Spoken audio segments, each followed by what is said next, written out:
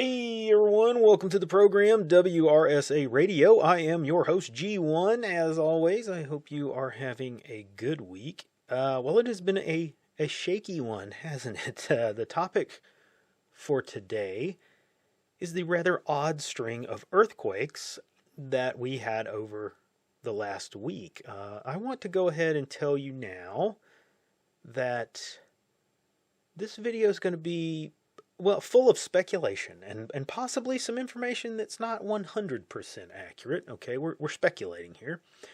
I say that because I'm going to go deeper into some fringe science and fringe history, if you will.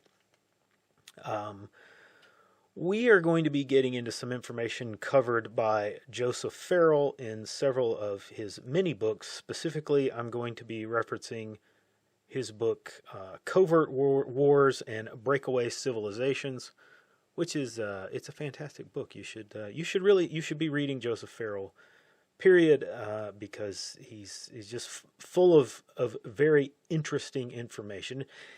May not be 100% accurate because he's speculating in many cases as well. But it's still good stuff. And I recognize that for some this may not be your cup of tea. But I ask that you still listen because at this point, due to the level of madness in the world and what has happened over the last few years, how sure are you of your reality? Is the reality that you thought you knew still relevant? The things that you previously thought were just, total bunk or total conspiracy theory have proven to be real, or at least in some way real. The level of noticing in recent times has kind of gone off the charts. Just this last weekend, at family Easter lunch, I had a family member tell me that they had now become a prepper because of all the things going on, and that they were sorry for thinking that I was silly all these years. So listen with an open mind and understand that I'm telling you this information not because I accept it 100%. Okay, Farrell is very good in his books about telling you that he's speculating. He's putting together information from various sources and saying, this looks like what is going on, but we can't know with 100% certainty. So I'm doing the same.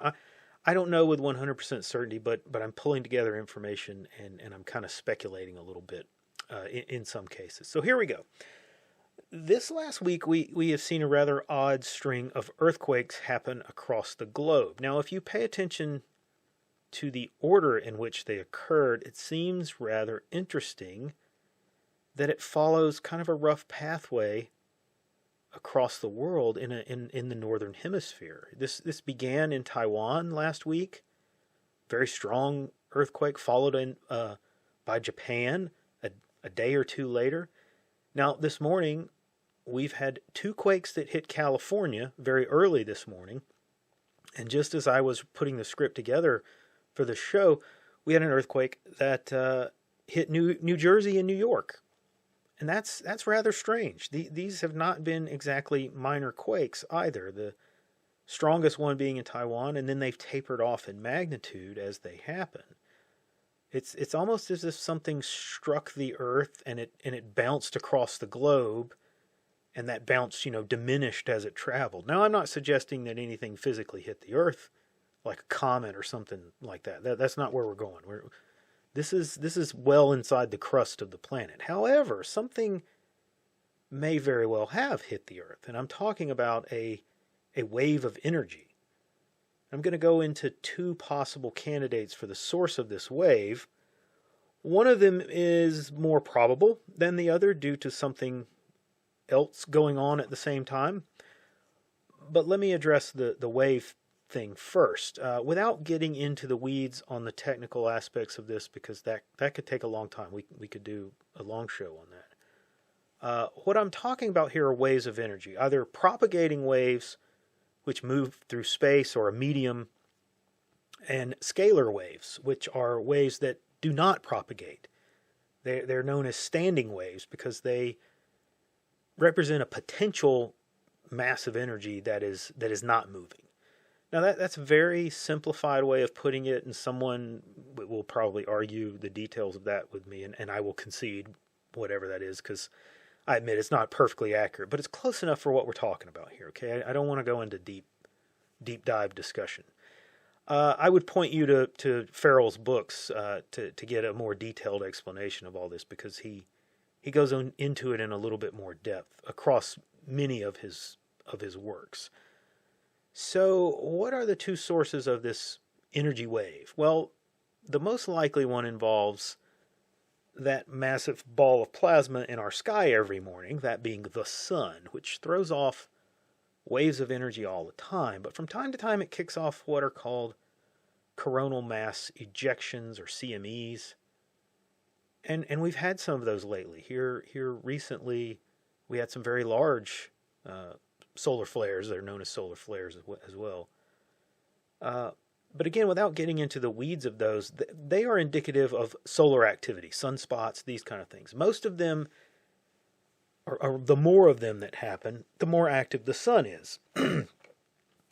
What gets us into the more speculative territory, however, is exactly how linked or coupled is the sun through its magnetic, gravitational, and more importantly, electrical forces with the planets in the solar system. And modern science tells us that it's really only gravity that links the planets and the sun, and that that's the root cause of all the actions in the system. There's this, weak electric force or the magnetic fields, but those don't play these huge significant roles in how all of this happens.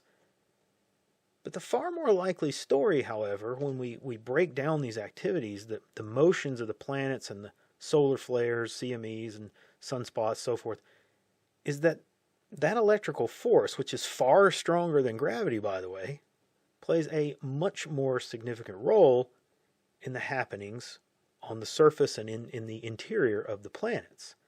And this includes things like climate change or earthquakes. It may even be the source of oil well deep within the crust of the earth.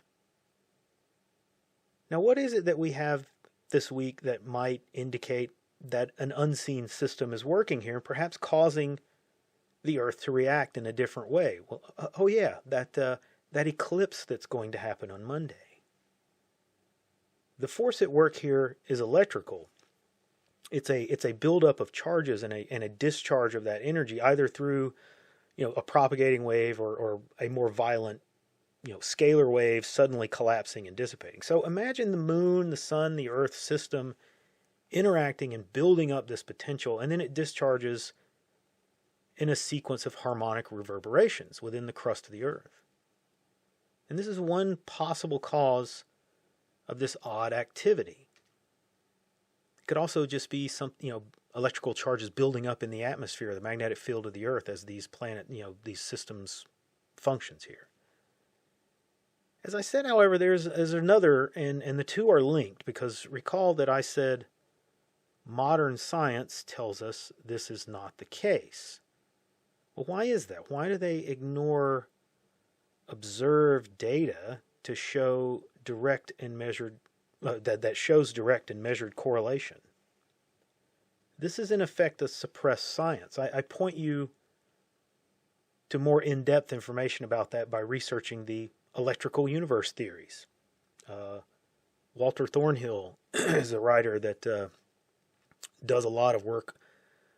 Over there they have a page, the electric universe theory. But let's assume for a minute that those theories are true in part or in whole, because there are reasons that the electrical force is still more prevalent than acknowledged in the standard model universe that would warrant suppression.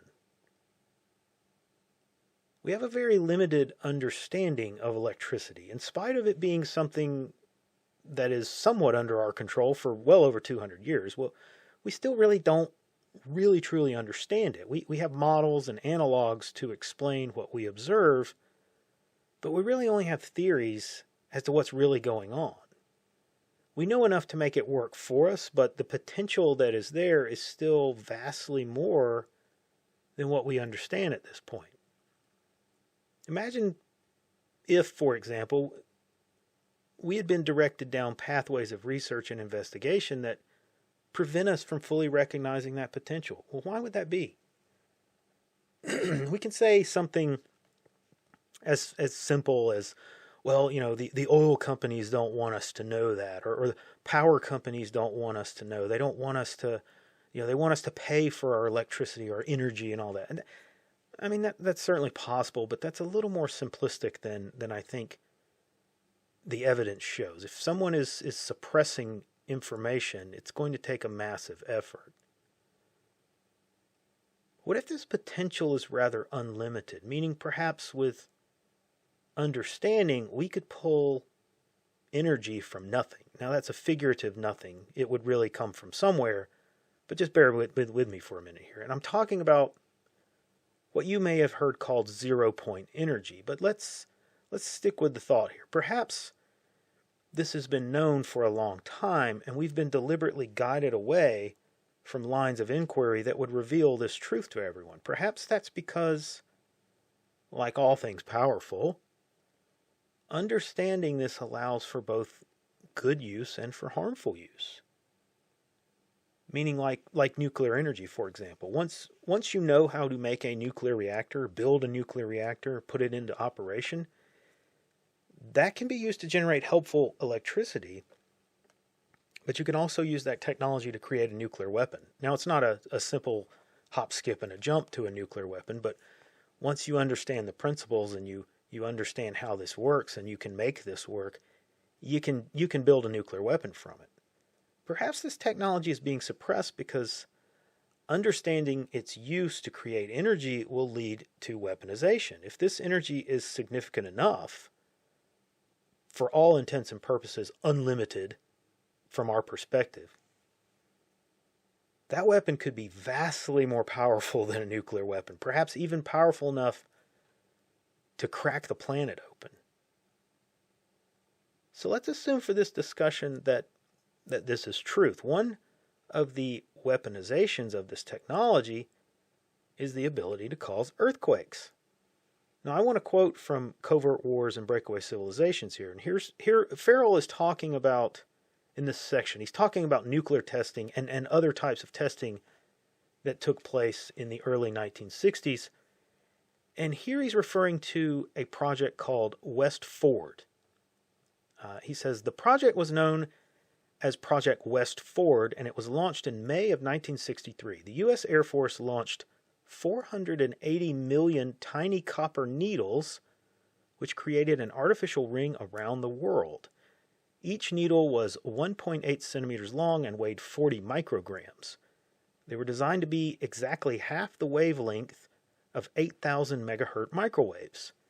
And this link would create strong reflections when the microwaves struck the copper needles, in effect making them tiny dipole antennae, each repeating in all directions the same exact signal that they received. So that's the project. Well, what effect did it have? Well, he goes on to quote another writer named Leigh Richmond, who said, when the military sent up a band of tiny copper wires into the ionosphere to orbit the planet so as to reflect radio waves and make receptions more clear, we had the Alaska earthquake, and Chile lost a good deal of its coastal soil. The band of copper wire interfered with the planetary magnetic field. But then another writer, Rosalie Bertell, he quotes, and she says, well, while we cannot prove this hypothesis right or wrong, it was put forward by serious scientists and was the beginnings of attempts to connect human disturbances in our atmosphere with unwanted, violent happenings on the surface of the planet. Now, the earthquake that was referred to in the quote here is the March 27th, 1964 Alaska quake, which was a 9.2 magnitude. And this happened during that time frame that the experiments were going on. It was multiple. It was a longer experiment.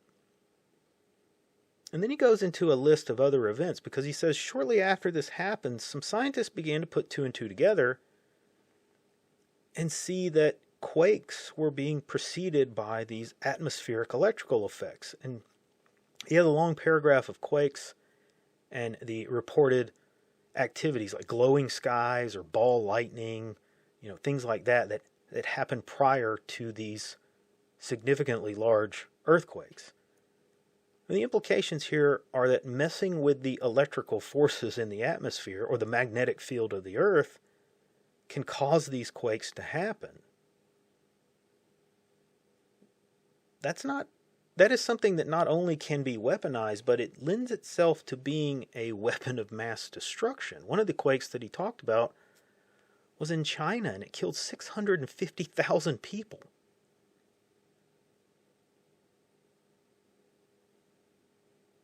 Yet another example of the culture of plausible deniability. That's something that is virtually untraceable. So perhaps these quakes that we have seen have a solar connection to them, and it's perfectly natural. Or perhaps yet again something more sinister is going on in the shadows, something that we're not aware of. Now that's speculation, as I said, but it's something to consider. And it's something to keep in mind when you see these things going on. But maybe I'm off the path here, and all this just happens to be coincidence. But maybe not. I think it's more indications that things are heating up, not to no pun intended there, but I think more things are going on than we are aware of. Anyway, that is all I have time for this week. Like and subscribe. Come see us over on Gab, Nice Crew, and the Mothership, and I will see you on the next episode.